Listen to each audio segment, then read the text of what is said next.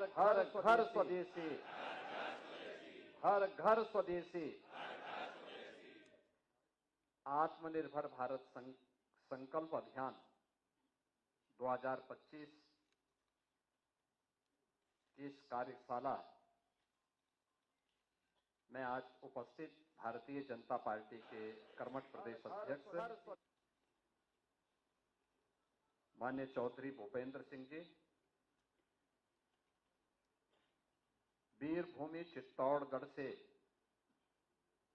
लोकप्रिय सांसद, राजस्थान के पूर्व प्रदेश अध्यक्ष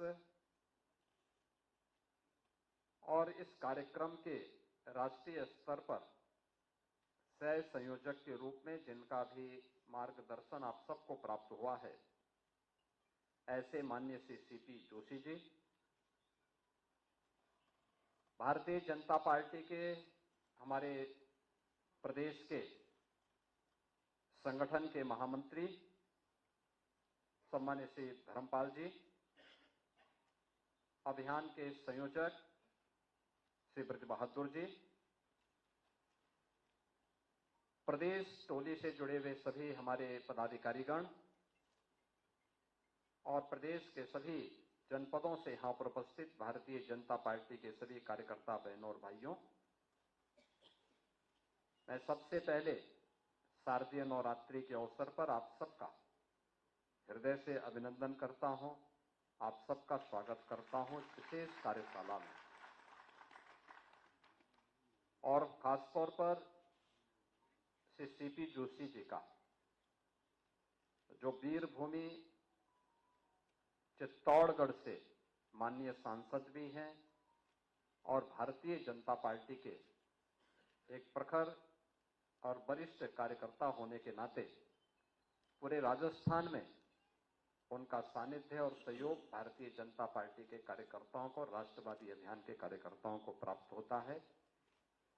शारदीय नवरात्रि के अवसर पर उनका प्रदेश की राजधानी लखनऊ में इस स्वदेशी अभियान को, जो भारत के आत्मनिर्भर अभियान का हिस्सा बनने वाला है, इस अभियान के उद्देश्य से उनका आगमन हुआ है। मैं उनका विशेष रूप से प्रदेश की ओर से हृदय से स्वागत करता हूं, अभिनंदन करता हूं। आज का ये कार्यक्रम अत्यंत महत्वपूर्ण कार्यक्रम है, यानी विकसित भारत की संकल्पना को साकार करने का, उसकी आधारशिला को सुदृढ़ करने का अभियान है।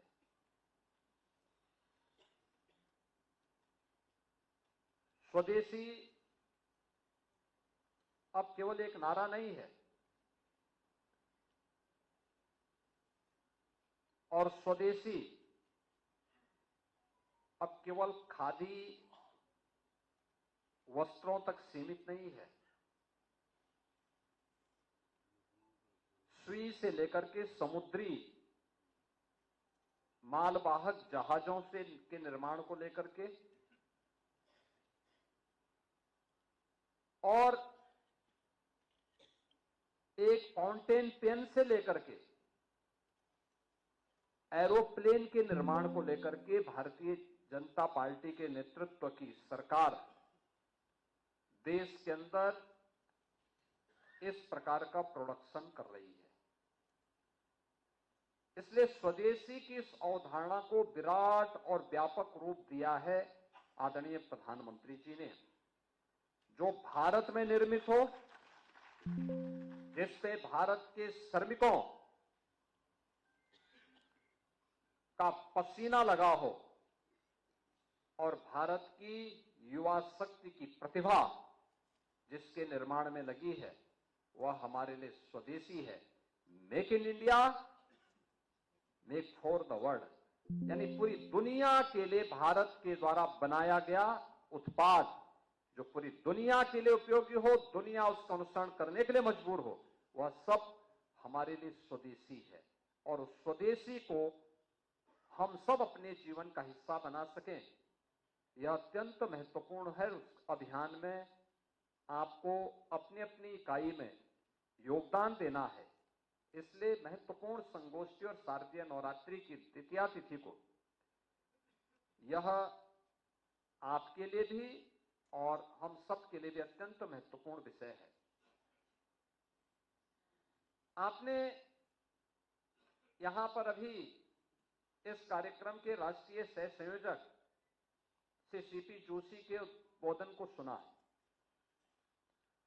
उन्होंने बड़ी सहजता के साथ इस बात को कहा कि एक समय दुनिया की अर्थव्यवस्था में भारत का जो योगदान था वह 40% था। यह 2000 वर्ष पहले की बात है और ज्यादा दूर मत जाइए। आज से 300 वर्ष पहले, 300 वर्ष पहले दुनिया की अर्थव्यवस्था में भारत का जो योगदान था वह 25% था। 25% योगदान भारत का था।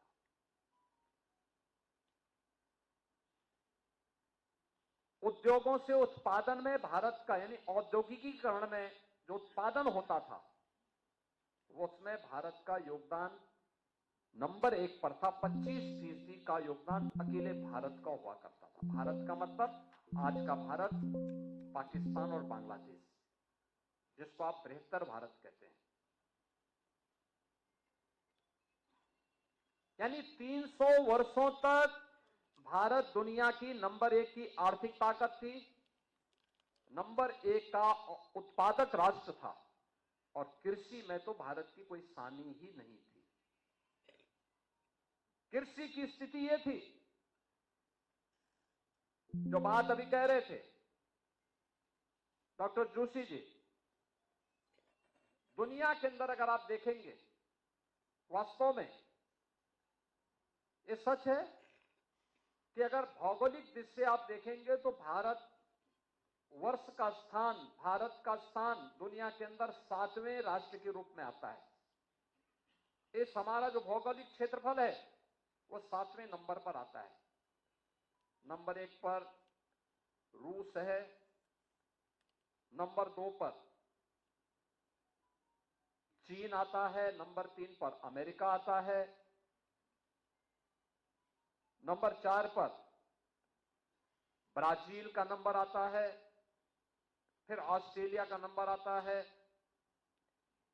कनाडा का नंबर आता है, कनाडा के बाद ब्राजील, ब्राजील के बाद ऑस्ट्रेलिया, ऑस्ट्रेलिया के बाद तब भारत, बृहत्तर भारत का नंबर आता है।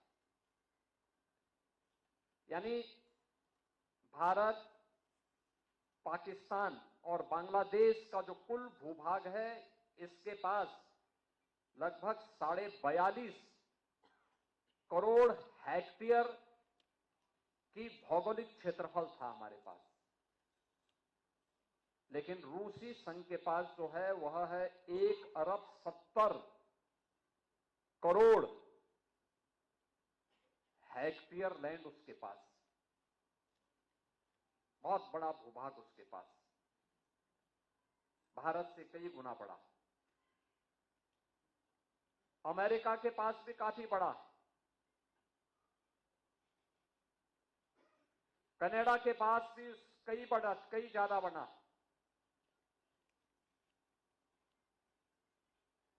ब्राजील के पास भी, चीन के पास भी। लेकिन भौगोलिक दृष्टि से सभी भारत से बहुत बड़े हैं। लेकिन अगर कृषि योग्य भूमि की दृष्टि से देखेंगे तो दुनिया के अंदर जितनी भूमि है इन देशों के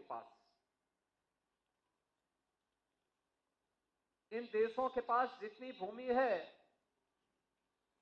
उसमें केवल और केवल 20% भूमि पर ही कृषि हो सकती है, उससे ज्यादा नहीं हो सकती।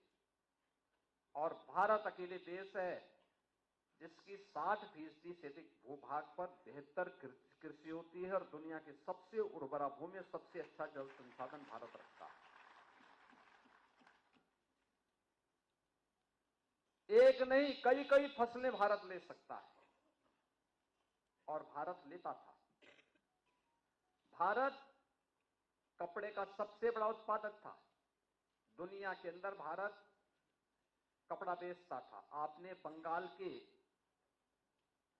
उन कारीगरों का इतिहास सुना होगा, जाना होगा, जिन कारीगरों ने को विदेशी आक्रांताओं ने, विदेशी उन शासकों ने अपने स्वार्थ के लिए जिनके हाथ काट दिए थे, उनकी कारीगरी को समाप्त करने के लिए किस प्रकार के षड्यंत्र रचे गए थे, ये किसी से नहीं छुपा हुआ है। खेती किसानी में भी भारत के अंदर, जब तक भारत का किसान, आप में से बहुत सारे लोग जानते होंगे और आपसे एक पीढ़ी पहले के लोग जानते होंगे, हमारे यहां खेती बाड़ी में urea, potash, DAP, zinc phosphate या कोई भी पेस्टिसाइड, कोई भी केमिकल इस्तेमाल नहीं होता था। ये सीजन था, होली से लेकर के और दीपावली के बीच हर गांव में गाय, बकरी, भैंस एक खेतों में बांधे जाते थे और खेतों में बांध करके वह उसी हिसाब से खेती की उर्वरता को बनाते थे। यानी जितनी हम खेती का दोहन करते थे उससे कई गुना हम खेती को रिटर्न करते थे उसके माध्यम से। परिणाम क्या होता था?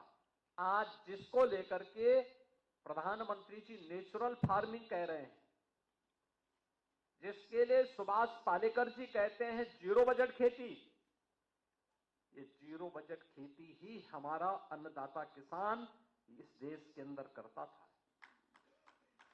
ये वही खेती थी, गाय का गोबर, गाय का मूत्र, गाय से जुड़े हुए उत्पाद, गाय का खुर उस धरती को मुलायम भी करता था, उसकी उर्वरता को भी बनाता था। परिणाम क्या होता था? खूब अन्न उत्पादन होता था, खूब अन्न उत्पादन होता था, धन धान्य से परिपूर्ण था। कहते हैं भारत पे जब इस्लाम ने पहला हमला किया था, उस समय भारत की आबादी, यानी उसके बाद भी सन 1100 तक भारत के अंदर हिंदुओं की आबादी 60 करोड़ थी, 60 करोड़। और 1947 में जब ये देश आजाद हुआ उस समय हिंदुओं की आबादी रह गई थी मात्र 30 करोड़।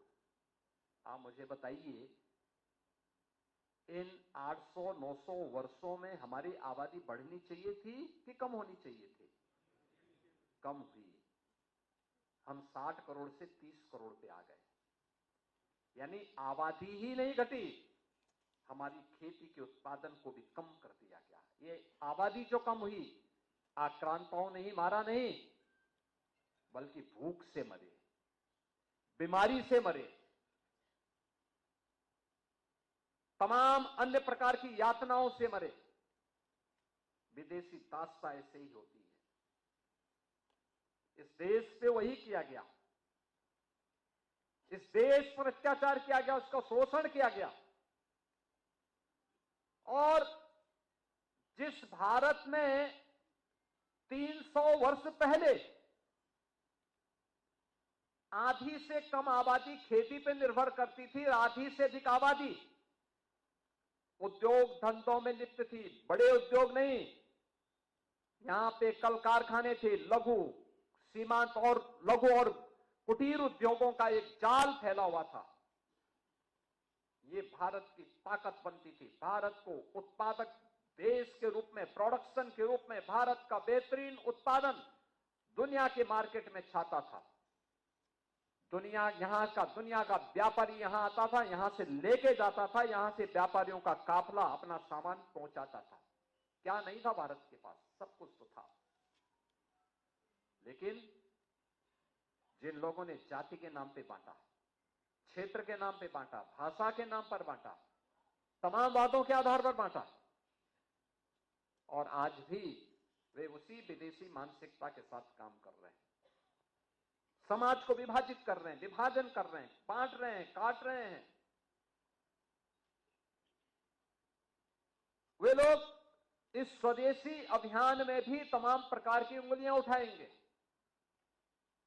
लेकिन प्रधानमंत्री जी का जो कहना है कि हम जो भी भारत के श्रमिकों के श्रम से बना हो, हमारे युवाओं की प्रतिभा से आगे बढ़ाओ, वह कोई भी उत्पादक जो भारत की धरती पर भारत के उद्यमी, भारत के व्यापारी, भारत के श्रमिक, भारत के युवा, इन सबके सामूहिक प्रयास से आया है, उस पूरे उत्पाद को स्वदेशी मान करके उसके लिए हमें एक एक व्यक्ति को तैयार करना है और उसी को खरीदने के लिए लोगों को कहना है। क्योंकि भारत के अंदर बना हुआ कोई भी उत्पाद जब हमारा नागरिक खरीदेगा, क्योंकि ये तो तय है कि आज के दिन पे दुनिया के अंदर भारत सबसे बड़ा उपभोक्ता बाजार भी है।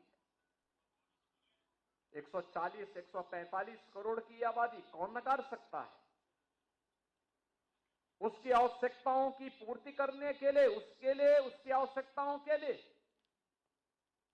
जो भी प्रोडक्शन आना है, उस प्रोडक्शन को उसे प्राप्त हो सके, हर व्यक्ति लालायित होगा इस बाजार के लिए।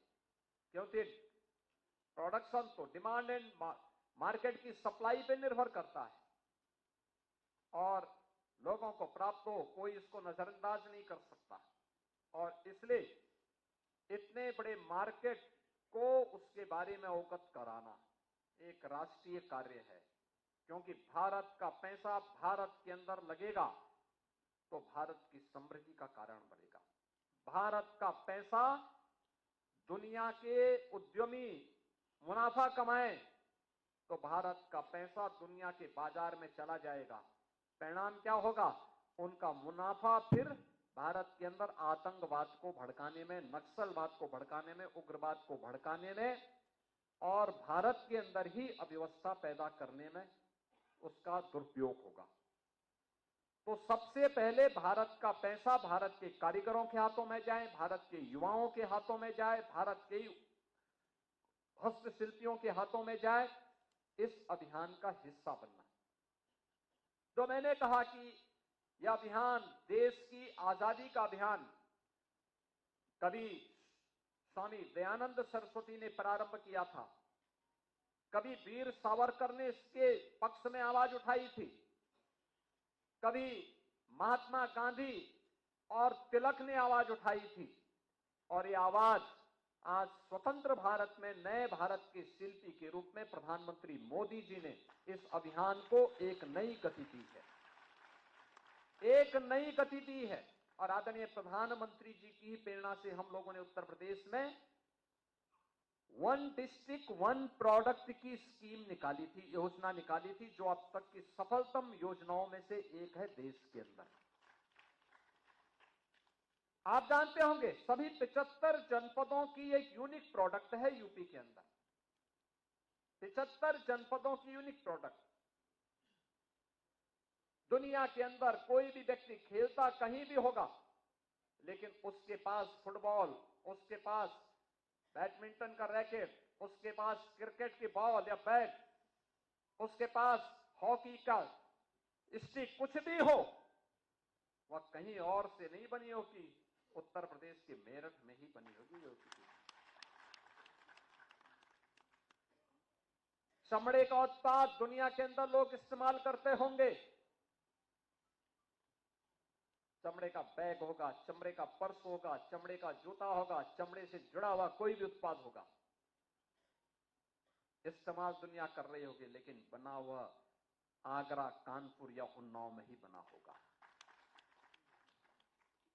कारपेट दुनिया के अंदर कोई भी इस्तेमाल कर रहा होगा, लेकिन बना होगा भदोई, वाराणसी, मिर्जापुर में ही, उत्तर प्रदेश के अंदर।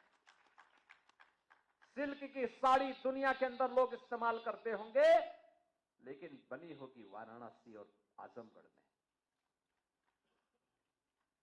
जरी जरदोजी के कार्य को दुनिया के लोग इस्तेमाल करते हैं, लेकिन वो बनी होगी लखनऊ में। ग्लास का आइटम लोग अपने घरों में इस्तेमाल करते होंगे, घर के दैनिक कार्यों के साथ साथ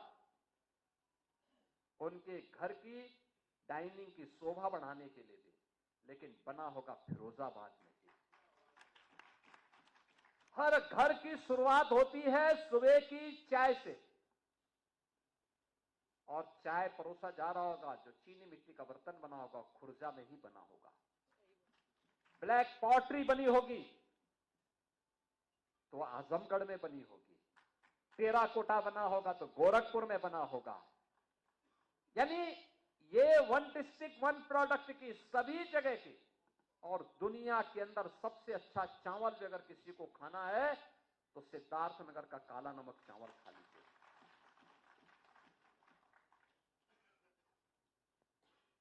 किसी को अमृत फल खाना है आंवला तो प्रतापगढ़ जाएगा, प्रतापगढ़ का तो देगा, ब्रांड तो प्रतापगढ़ के नाम पर बन गई। ऐसे ही पेठा खाना होगा आगरा जाएगा, रेवड़ी और गजक खाना है तो उसी मेरठ में जाएगा, फिर पापड़ खाने तो हापुड़ जाइए, और चाकू लेना है तो रामपुर में जाइए।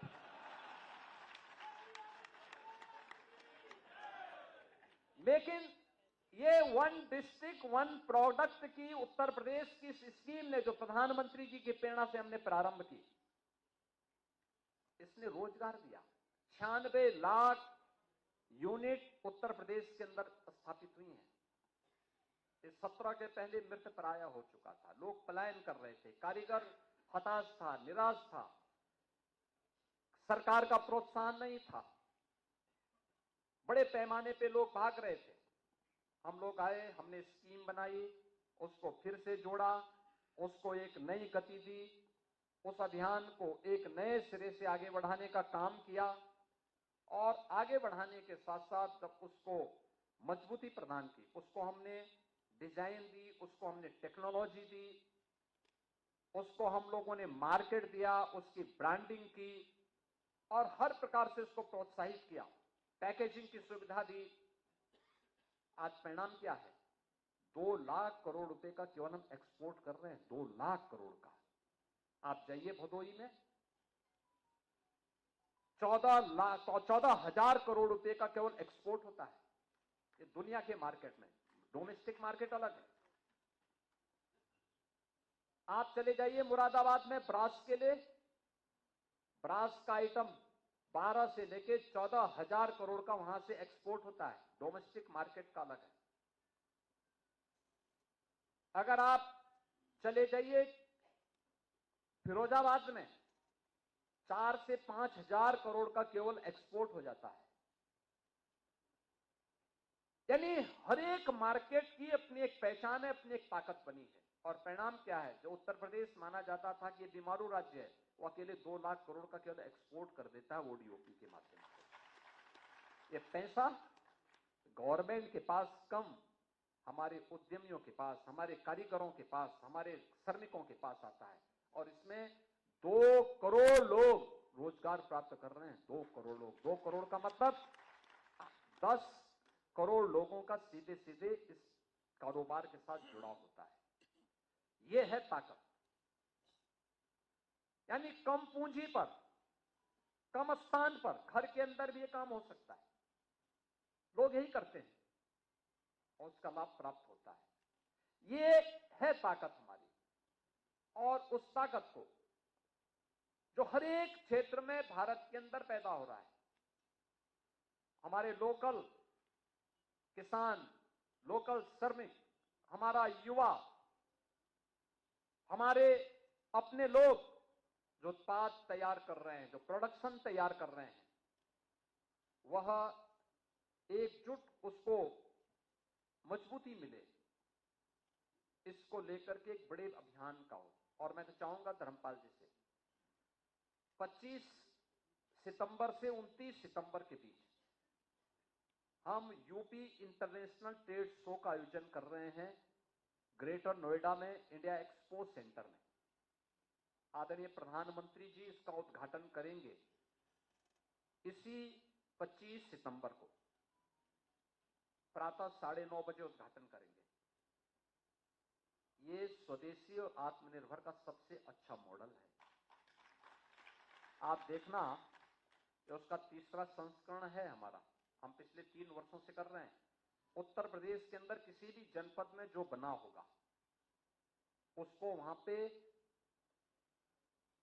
केवल डिस्प्ले और शो केसिंग ही नहीं की जाती, 500 विदेशी व्यापारी भी आए हैं खरीदारी करने के लिए, और देश भर से भी व्यापारी वहां आए हैं। अभी से सारे hotel Delhi, Noida, greater Noida, Yamuna authority के सारे होटल अभी से पैक हो चुके हैं, जो लोग अभी से खरीद, यानी गत वर्ष 2200 करोड़ की वहां पे बिक्री हुई थी, 2200 करोड़ की। अनुमान करिए 4 दिन में 2200 करोड़ की बिक्री हुई थी।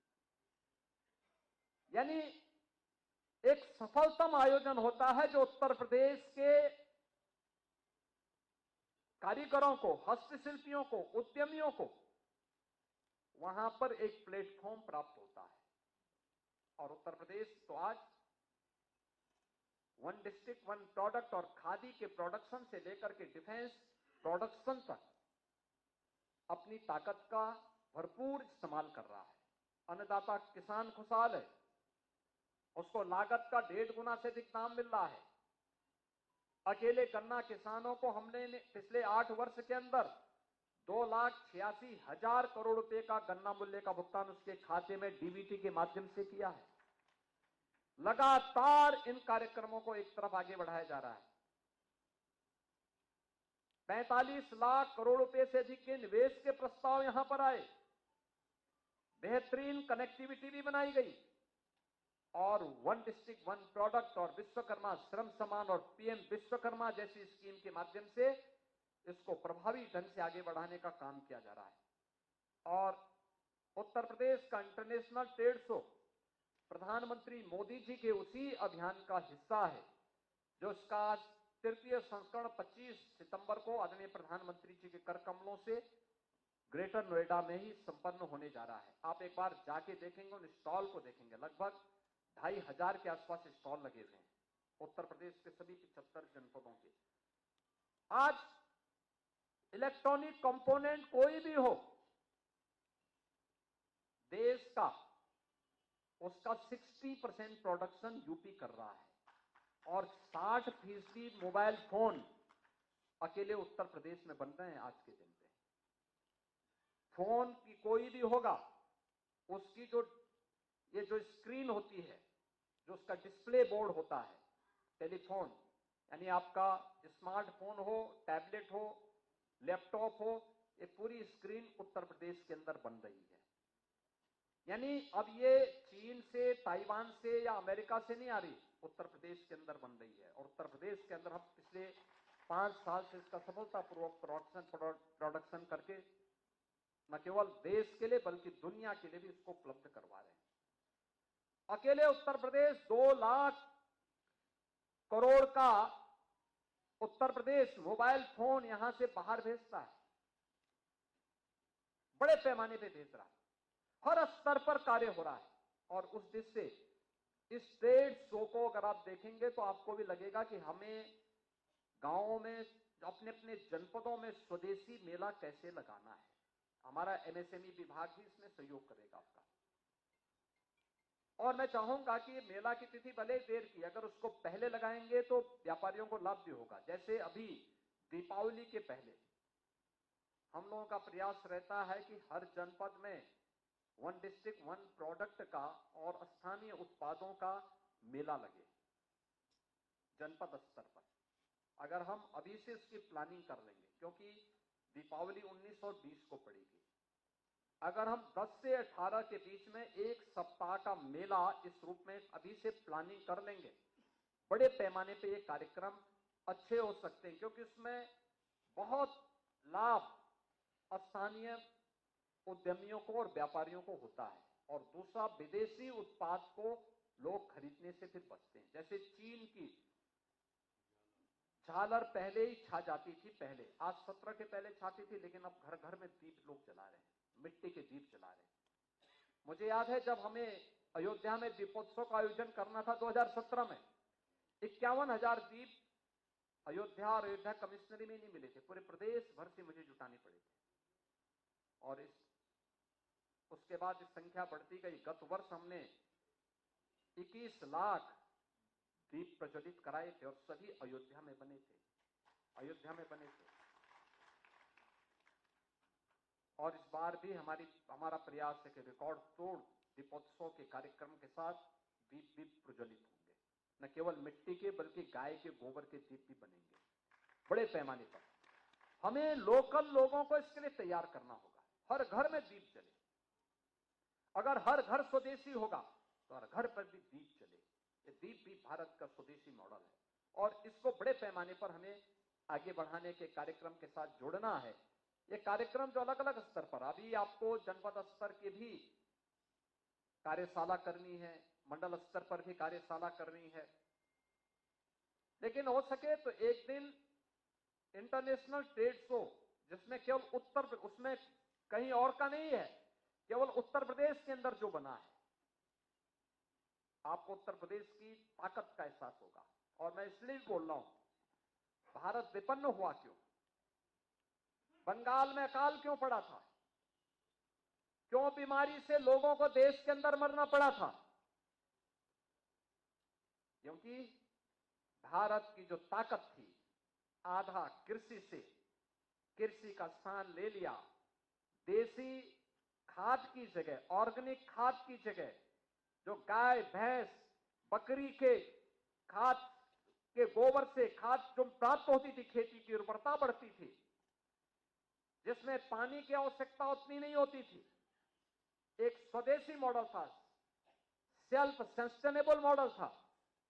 उसका स्थान urea, potash, DAP, zinc phosphate और न जाने कौन कौन से पेस्टिसाइड और केमिकल ने ले लिया। उसके लिए पानी की भी आवश्यकता थी, पानी की खपत बढ़ी। धीरे धीरे करके एक बार दो बार उसने दिया, लेकिन उसके बाद खेती की उर्वरता को पूरी तरह नष्ट करके रख दिया उसने। आज खेती में बहुत सारी जगह क्या है, कुछ राज्यों में कैंसर ट्रेन चलानी पड़ रही है, पानी का संकट खड़ा हो गया है, डेंजर लेवल में पानी का लेवल नीचे जा चुका है, डार्क जोन हो गए हैं। भीषण अकाल की स्थिति को वहां पर एक बार दस्तक दे रहा है। ये विदेशी मॉडल जब भी आप अपनाएंगे तो खतरनाक होगा। हमें स्वदेशी मॉडल अपनाना पड़ेगा। और एक तरफ खेती को नष्ट किया, दूसरी तरफ यहां के कुटीर और लघु उद्योगों को समाप्त किया गया। ये जो भारत की ताकत थी, इस ताकत को विदेशी हुकूमत ने नष्ट क्या किया? परिणाम क्या है? भारत विपन्न होता गया। और जब ये देश 1947 में स्वतंत्र हुआ तो औद्योगिक उत्पादन में हमारी भूमिका मात्र 1.5% थी और दुनिया की अर्थव्यवस्था में 2% थी। हम 25 से 2 पे आ गए, 23 से, यानी मात्र 300 वर्षों में हम 1.5% पर आ गए। ये देश गरीब हो गया, उत्तर प्रदेश बीमारू हो गया। अब बीमारू, अगर 8 वर्ष में बीमारी हट सकती है तो कोई कारण नहीं कि उत्तर प्रदेश अगले 22 वर्ष में विकसित न हो जाए। और उत्तर प्रदेश, भारत ने अगर अपनी विपन्नता को दूर करके नए भारत के रूप में अपने को दुनिया की चौथी अर्थव्यवस्था के रूप में स्थापित किया है, कोई कारण नहीं कि 2047 में जो प्रधानमंत्री जी की संकल्पना है कि भारत विकसित भारत होगा, तो भारत अवश्य विकसित होगा, लेकिन रास्ता स्वदेशी और आत्मनिर्भर संकल्प अभियान के माध्यम से ही आगे बढ़ता है। तो आत्मनिर्भर भारत संकल्प अभियान इस स्वदेशी के जिस मॉडल पर आधारित होगा, वही आत्मनिर्भर भारत और विकसित भारत की संकल्पना को पूरा करेगा। आप सभी इस अभियान के साथ जुड़ेंगे, इस विश्वास के साथ आप सबको मैं विजयादशमी की ओर शारदीय नवरात्रि की मंगल में शुभकामनाएं देते हुए वाणी को विराम देता हूं। धन्यवाद। जय हिंद।